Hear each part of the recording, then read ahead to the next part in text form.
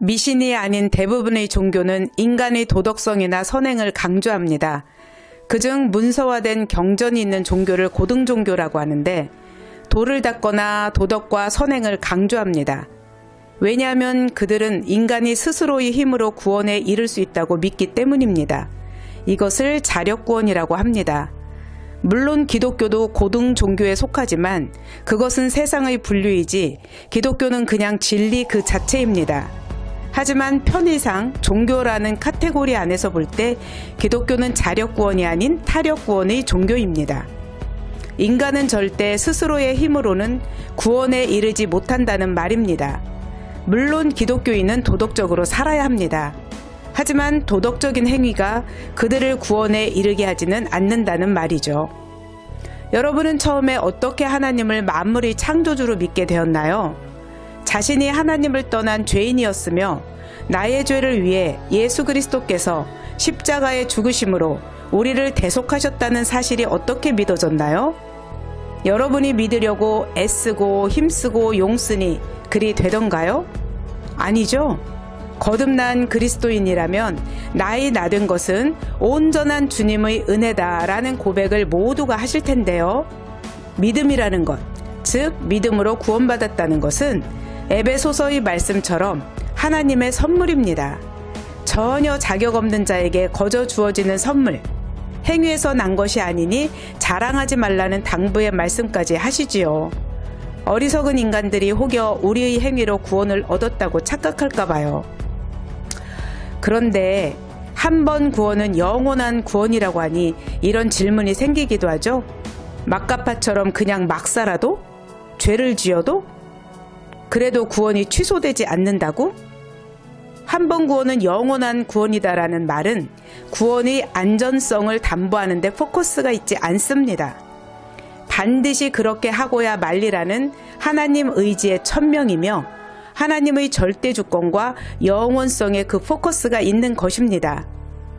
우리가 아직 죄인일 때 은혜의 선물로 구원을 주신 하나님께서 어떤 경우든 하나님의 기준에 맞지 않는다 하여 구원을 취소하신다면 그것은 조건부 구원이고 조건이 있다는 것은 거저가 아닌 것입니다. 우리의 행위 혹은 공로로 그 구원이 유지된다면 어차피 그것은 우리가 값을 치르는 것입니다. 그렇다면 단순 명료하게 말해 지옥 갈 죄인을 구하려면 얼마가 필요할까요? 어떤 선행과 공덕이 필요할까요? 예수 그리스도의 대속사역은 세상의 그 어떤 것으로도 우리의 죄값을 치를 수가 없기에 거저 주어지는 것입니다. 이때 우리의 의가 아닌 예수 그리스도의 의가 죄인인 우리에게 전가되어 우리는 의인이라는 칭함을 받습니다. 이것을 칭의라고 합니다. 이 칭의는 영단번의 사건인데 영단번은 구원의 완료성, 즉시성, 즉각성을 표현하는 용어로서 한 번 이루어진 사실은 영원히 취소될 수 없다는 뜻을 가지고 있습니다. 육신의 부모도 자식을 버리지는 않습니다. 비록 세상이 다 치를 떠는 살인자라 할지라도 정상적인 보통의 부모라면 자기 자식을 버리지는 않습니다. 하지만 버리지 않는다고 해서 무슨 짓을 해도 내버려 둔다는 의미는 아니겠죠. 낳은 자식을 건강하게 양육하기 위하여 진자리 마른자리 갈아 누이며 없는 돈 있는 돈 영끌해서 먹이고 입히고 교육합니다. 자녀가 잘못된 길로 가면 때론 눈물이 호소도 하고 때론 매를 들기도 하며 자식을 올바르게 양육하기 위하여 애를 씁니다. 그런데 하나님께서 당신의 자녀 삼으시고 구원한 사람을 그냥 방치해 두신다면, 인간을 죄 속에서 그냥 살도록 내버려 두신다면 육신의 부모만도 못한 존재라는 건가요? 하나님이 무능하십니까? 아니면 죄를 좋아하시는 분이신가요? 이도저도 아니라면 이신론자들의 주장처럼 우리가 믿는 하나님은 세상을 창조만 하시고 더 이상 관여도 않은 채 내버려 두시는 무책임한 분이신가요?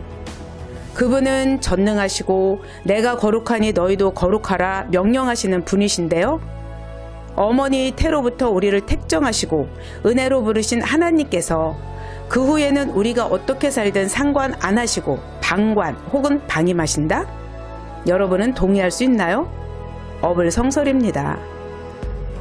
구원받은 사람들은 이미 그 속에 성령님께서 내주하십니다. 성령님의 또 다른 이름은 보혜사인데 신자들을 보호하시고 은혜를 베푸시며 가르치시는 제3위의 하나님이십니다. 성령님께서는 신자로 하여금 죄가 생각나게 하셔서 회개케 하시고 말씀을 깨닫게 하셔서 순종케 하십니다. 반드시 성령의 열매를 맺게 하십니다. 우리 속에 당신의 선하신 뜻을 두고 깨닫고 소망을 갖게 하며 반드시 우리의 자발적 순종을 이끌어내신다는 말입니다. 이 성화의 과정이 인간 편에서 보면 훈련의 고된 과정일 수 있으나 하나님 편에서 볼 때도 성화라는 것은 끊임없이 성도를 설득해 가시는 지난한 과정인 것입니다. 그렇다면 성경에 종종 나오는 구원을 지키라든가 구원이 취소될 수 있는 것 같은 구절은 뭘까요? 맞습니다. 성경에는 그런 구절이 종종 나오죠.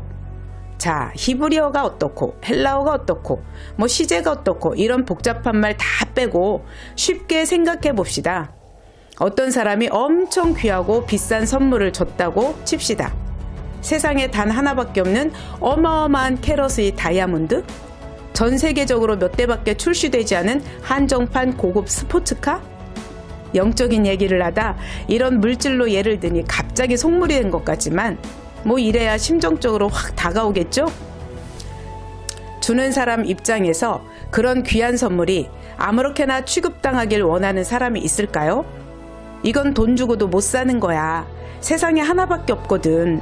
정말 잘 관리하고 잃어버리지 않게 잘 보관해야 한다. 알겠지?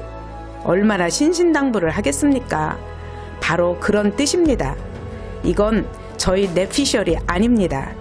다시 한번 말씀드리지만 하나님은 이신론자들이 말하는 세상을 창조하고 관여도 않고 내버려 두는 그런 무책임한 창조주가 아닙니다.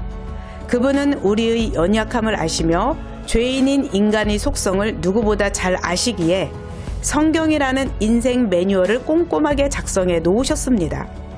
거기에서 이탈하는 당신의 자녀들을 때로는 어르고 때로는 달래며 끌어내셔서 반드시 천국 백성으로 만들어 놓으십니다.